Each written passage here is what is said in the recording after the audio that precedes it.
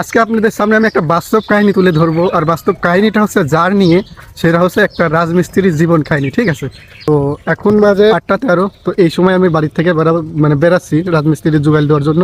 তো দেখা যাক আমার যেতে কত টাইম লাগে। একটা পথ আমি সাইকেল চালানোর পর ভাবলাম যে যেহেতু আমি কাজে যাচ্ছি আর আপনারা বিশ্বাস নাও করতে পারেন, এই জন্য আমি টাইমটা আপনাদের দেখাচ্ছিলাম।